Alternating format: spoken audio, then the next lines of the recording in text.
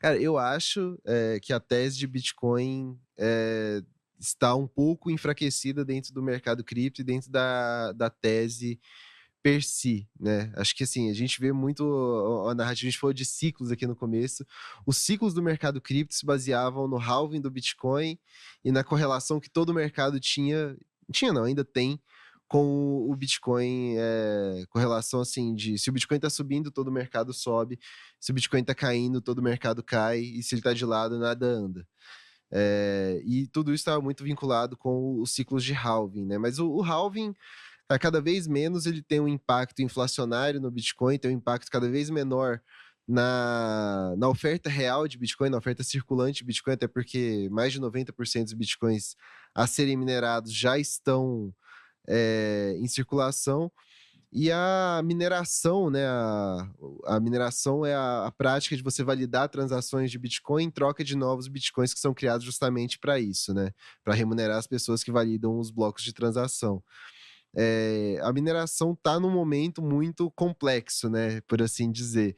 É um momento que já aconteceu no passado de forma similar, né, no último ciclo, a gente via muitos estudos falando de qual que era o book price do Bitcoin para o minerador, né, então o preço ali de break-even da atividade de mineração. Então qual o preço que o Bitcoin precisa estar para eu minerar Bitcoin ser uma atividade que pelo menos empata, que eu não estou em prejuízo. E eu lembro disso, assim, fortemente, né, no último ciclo ali, 2017, 2018, a mineração era muito concentrada na China, porque era uma energia barata, era um custo de instalação barato, de manutenção barato, tudo era barato ali para você estar na China. Então, 60% da mineração de Bitcoin acontecia ali. E na época eu lembro que o preço, do Bitcoin isso em 2018, para o minerador empatar era $6.000. E muito se especulava que o Bitcoin ia voltar a 3.000, ia voltar a 1.000. E o que que aconteceria com os mineradores naquele cenário, né. Então, a gente teve essa prova real, né, o Bitcoin foi a $3.000 2 vezes dentro daquele ciclo.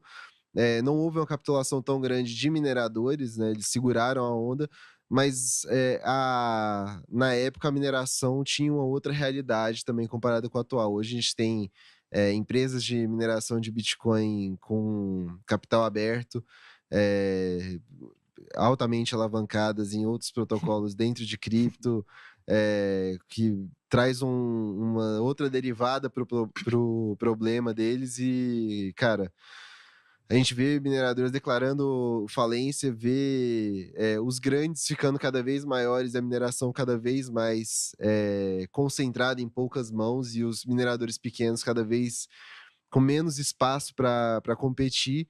E, assim, um desenho pouco bonito de se olhar no longo prazo dentro dessa atividade que é tão essencial, né. O Bitcoin depende da mineração e está intrinsecamente ligado à mineração. E se a mineração tem um cenário pouco bonito à frente, o que depende de condicionais ligadas ao preço e, por consequência, à adoção de Bitcoin, ao crescimento do interesse no investidor por Bitcoin, mais gente comprando Bitcoin, o preço dele subindo, para a mineração ser sustentável ao longo do tempo, cara, tende a balançar as estruturas de uma tese que é tão sólida quanto é a do Bitcoin, né? E aí se começa a surgir os ICs, né? E se o Bitcoin ficar nesse patamar dos 20.000 por 5 anos, quantos mineradores, quantas empresas de mineração vão, se aguentar? Claro que tem outras métricas para se olhar dentro dessa atividade de mineração, né, até porque, hoje a mineração está nesse estágio, porque a dificuldade de se minerar se adequa ao poder computacional que é empregado na média da rede, né. A gente está no máximo histórico de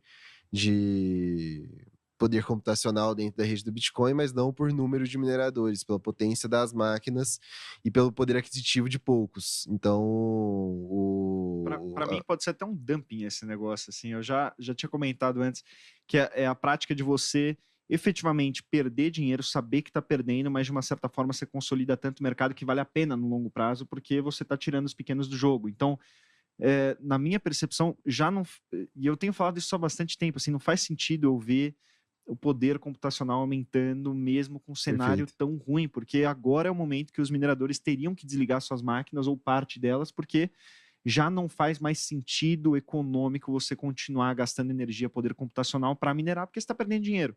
Mas mesmo assim, os grandes continuam minerando. E no final das contas, isso não mata os grandes, porque eles têm capital, eles têm caixa. Sim. Ele mata os pequenos, que são os incorporados pelos grandes, e você vai criando pools cada vez maiores. E a minha crítica, até quando a gente fez a mudança para o Proof of Stake do Ethereum, que eu achei muito interessante, é que uma dúvida que eu tinha lá atrás, já com relação ao Bitcoin, era sobre o Proof of Work por si só, porque o Proof of Work ele gera ganho de escala.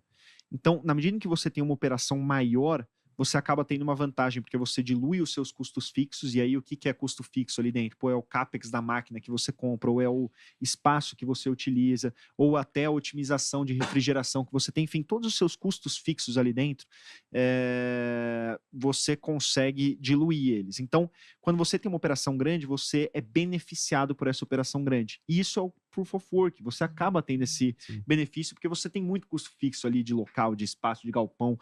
E no Proof of Stake você tira o custo fixo, é praticamente tudo variável ali.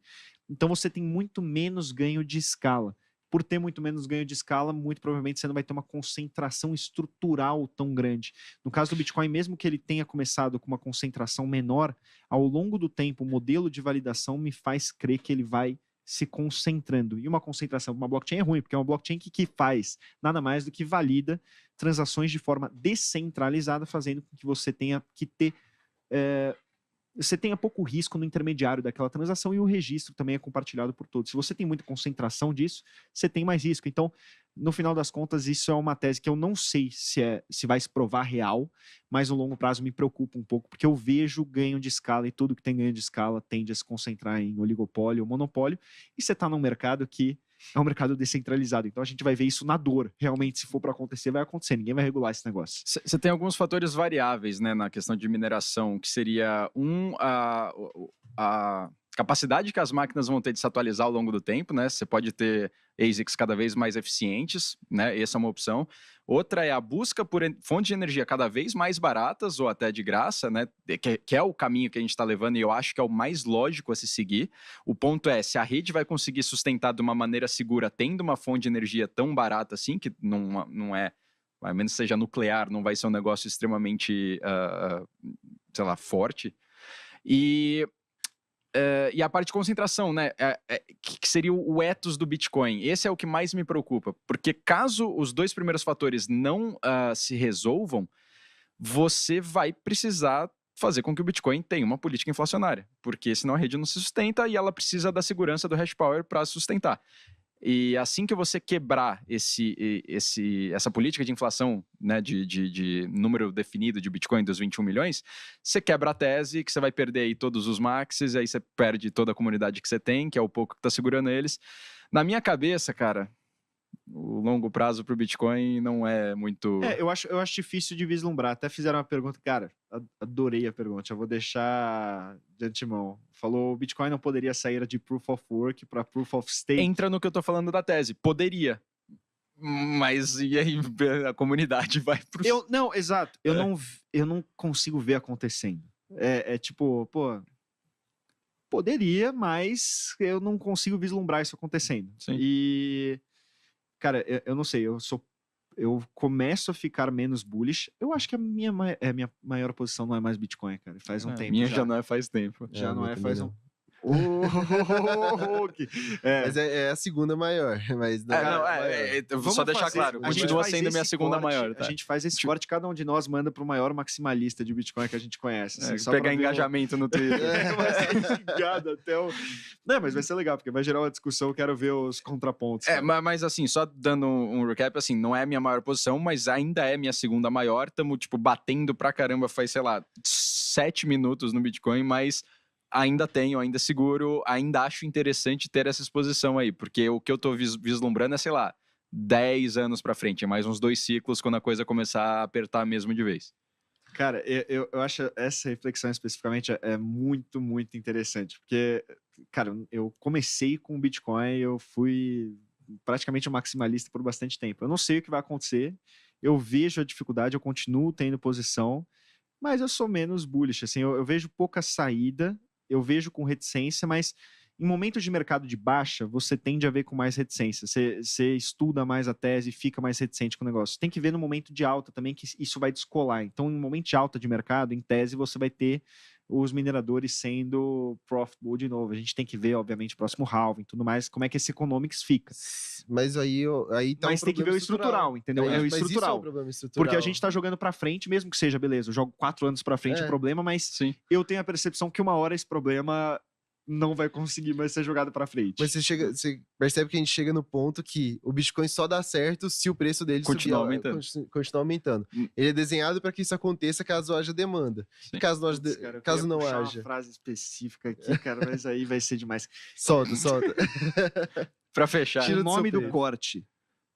O Bitcoin é uma pirâmide. O preço precisa subir para continuar se sustentando, porra. Não, sabe a Polônia? Não sei como pronuncia o arroba do Twitter, não sei se você segue. Não é sei. Um pseudônimo que foi até no Bankless fazer, ele não diz quem ele é, né? Ele ainda é anônimo e tal, acho que ele até mudou a voz. Eles chamaram um ator, toda a conversa foi via texto, e eles chamaram um ator para interpretar o texto que ele escrevia, ele não queria se identificar. Ele já teve vários perfis e tal, e ele tem uma tese, a parte de Bitcoin dele é basicamente essa, ele falou, cara... pelo menos o cara é anônimo. Pô, maximalistas de Bitcoin, isso aqui não foi uma afirmação, é uma pergunta. Eu não trabalho na Faria Lima. É um debate. Não é uma discussão. É uma discussão, mas eu não tô afirmando. Eu só tô levantando a bola, vocês podem se matar aqui. Qualquer coisa, eu sou um ator também. Eu sou um ator. Me pediram pra falar isso. Mas, cara, assim, é uma questão que fica, né? Tipo... Se o Bitcoin não subir de preço, qual que é a lógica ao longo do tempo, né? A lógica ao longo do tempo é que as taxas que você paga por transação sejam mais relevantes do que a recompensa do bloco per si para o minerador. Então, que a parte que a recompensa diminui, mas se tiver uma quantidade de transações maior, a ponto de encher o bloco, né, a capacidade máxima do bloco, as taxas sejam mais relevantes do que a própria recompensa do bloco, que é a criação de novos bitcoins. Então, isso só é sustentável na prática se de fato houver demanda, ou seja, houver mais gente comprando bitcoin, o preço subindo, a oferta caindo, então essa parcela de taxa se torna boa o suficiente para a atividade de mineração ser rentável, né? E caso não seja, é a questão que a gente está tentando projetar, né? É o que a gente está projetando aqui, não estamos afirmando nada. Projeção de como fica não a tese, mas a segurança da rede. A segurança e a infraestrutura do Bitcoin propriamente dita, né? O Bitcoin per si, não o Bitcoin moeda, a rede Bitcoin. Sim. Enfim, a partir do momento que a mineração não seja mais rentável, você vai ter cada vez mais os mineradores desligando suas máquinas, o hash power da rede menor, então, consequentemente, é uma rede menos segura, porque você vai precisar de menos dinheiro para eventualmente fazer um ataque. Menos segurança gera menos vai valor. Virar uma bola de neve até que morra. Espero que estejamos errados e que a nossa projeção seja cega. Mas... Não, uma parte do meu portfólio vai eu acho que cripto como um todo entra em xeque com o Bitcoin. Eu acho que entra.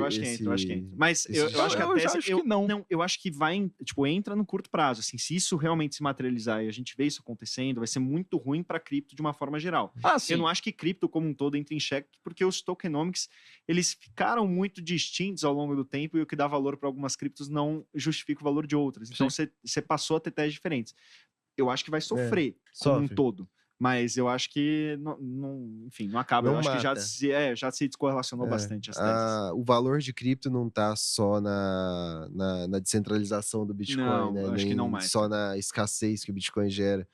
Acho que a descentralização e a transparência per si, a autossoberania já são argumentos suficientes para outros criptos existirem sem Bitcoin. Mas no curto prazo eu acho que dá uma chacoalhada forte no mercado.